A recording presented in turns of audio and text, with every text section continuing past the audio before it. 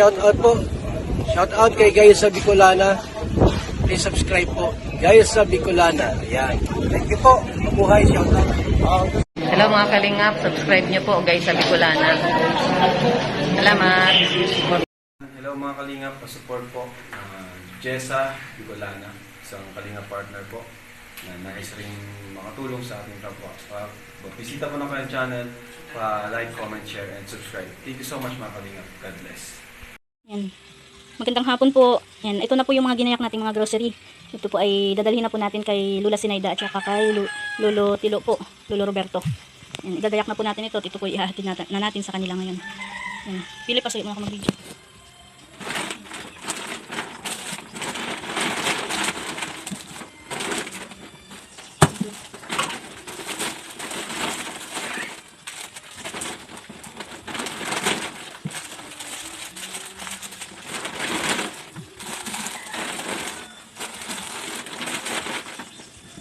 Tatakabukod dyan, man.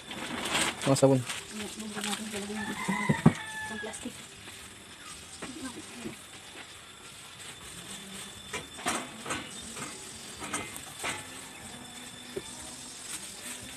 Sa plastic po natin ito para nakabukod yung sabon.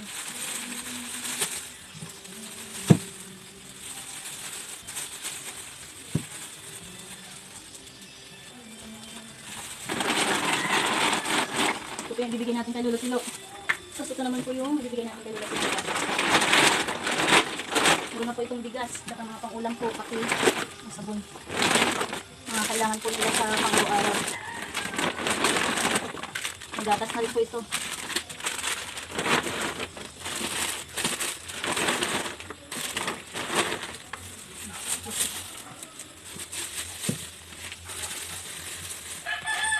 Muli po natin bibisitahin si Lolo Roberto.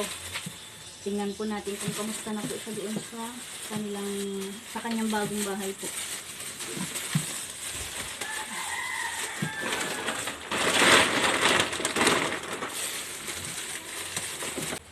Yan na po, yung isa po ay dadalhin po natin kay Lolo Roberto po. Sila Lolo Tilo. Medyo malayo po yun. Doon yun sa kabilang sitio. PJ, anak, bantayan mo si Utoy ha.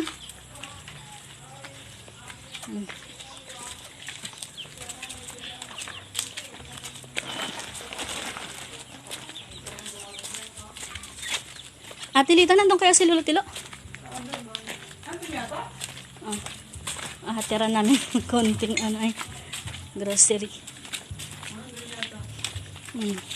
Dito po ay maputik ulit at ulan baga dito ng ulan halos araw-araw.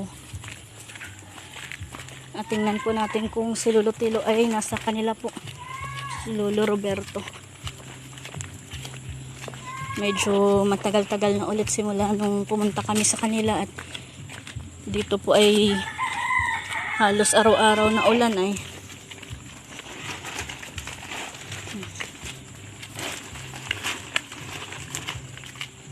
Maigi po ngayong araw at hindi po siya umulan. Sana po yung nandun si Lolo Tilo sa kanila. Minsan po baga yun ay naalis at nagakumpay po siya nung kambing nila Ma'am Aida po.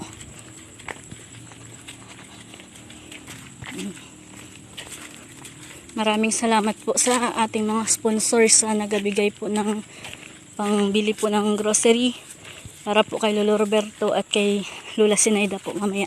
Shout out po Ma'am Guys sa Bicolana at Ma'am Bia Hertz. Salamat din po Kalingap Berador.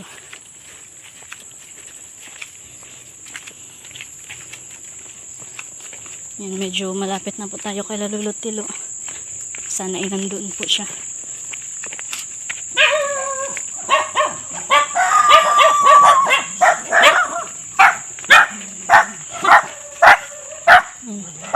Nakidaan po.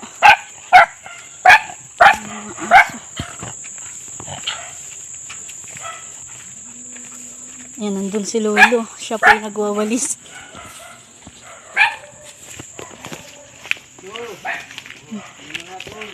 Magandang hapon po, Lolo. Yan. Maghahatid po kami Lolo ng kaunting grocery para po sa iyo. Yan, si Ma'am Guys Bicolana po at saka si Ma'am Bia Hertz po.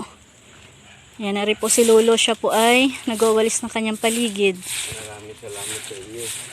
Yan, salamat daw po sabi ni Lolo.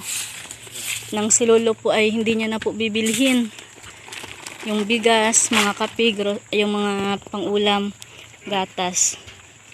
Yan, may mga sabon din po. Kamusta ka na po dito, Lolo? Ngayon lang ulit kami nakadalaw.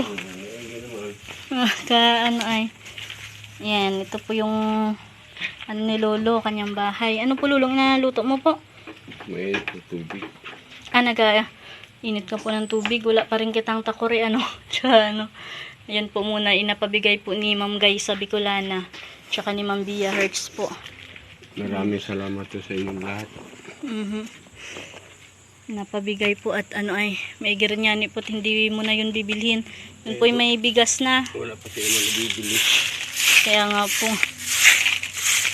Tapos ka na po magkumpay ng kambing? Bukas naman. Ayan, Kalingap Berador. Ito na po yung bahay. Ayan, Lolo, papasok po din. Sa yung ano. Ayan, si Lolo po ay nag-ainit ng tubig. Wala pa rin po si Lolong kalder. Ano yan, yung takore.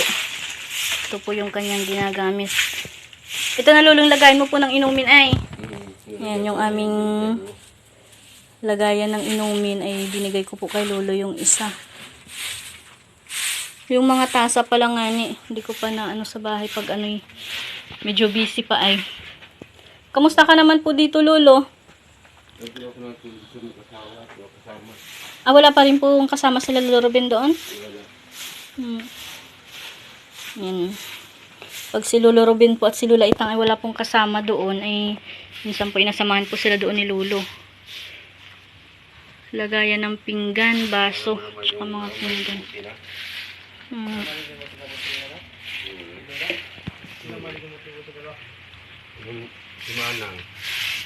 Natanggal mo na pala po, Lolo, yung dati mo pong bahay din niya. Oo. Yan. Malinis po ang kapaligiran ni Lolo. Siya po ay nagawalis.